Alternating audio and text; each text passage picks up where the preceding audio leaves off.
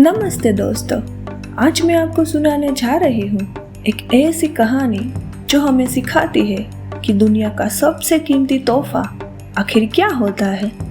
यह कहानी है हिमालय की गोद में बसे एक खूबसूरत राज्य की। बहुत समय पहले की बात है। राजा विक्रम अपनी न्यायप्रियता के लिए मशहूर थे। उनकी 3 बेटियां थी, अनन्या, काव्या और मीरा।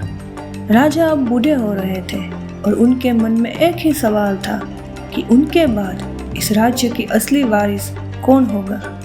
एक दिन उन्होंने अपनी बेटियों को बुलाकर कहा, जो मुझे सबसे अनोखा और कीमती उपहार लाकर देगा वही इस राज्य की गद्दी पर बैठेगा। तुम्हारे पास बस 1 महीने का समय है। तीनों बहनें अलग अलग दिशाओं में निकल पड़ी। बड़ी बेटी अनन्या अपनी सारी दौलत लगा दी एक ऐसे हीरे को खरीदने में जो रात के अंधेरे में भी सूरज की तरह चमकता था। दूसरी बेटी काव्या को एक जादुई दूरबीन मिली जिससे वो दुनिया के किसी भी कोने का सच देख सकती थी। लेकिन सबसे छोटी बेटी मीरा वो महलों से दूर गांव की धूल भरी सड़कों पर घूम रही थी।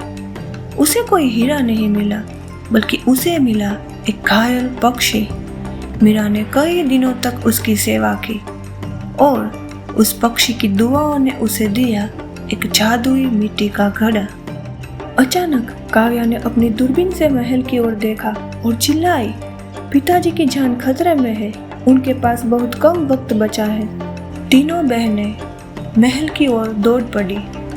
अनन्या का हीरा चमक तो रहा था, लेकिन वो किसी की जान नहीं बचा सकता था। काव्या की दूरबीन ने सच तो दिखा दिया, पर दवा नहीं दी। तभी मीरा आगे आई। उसने अपने मिट्टी के घड़े से पवित्र जल निकाला और राजा के होठों से लगा दिया। और जानते हैं क्या हुआ? राजा की सारी बीमारी जैसे पल भर में गायब हो गई। अगले दिन दरबार लगा। राजा ने मुस्कुराते हुए मीरा को अपना उत्तराधिकारी चुना। उन्होंने कहा, चमक धमक वाले हीरे तो बहुत मिल जाएंगे, लेकिन जो करुणा और सेवा दूसरों को जीवन दे वही सबसे कीमती भेंट है। तो दोस्तों, कैसी लगी आपको मीरा की ये कहानी?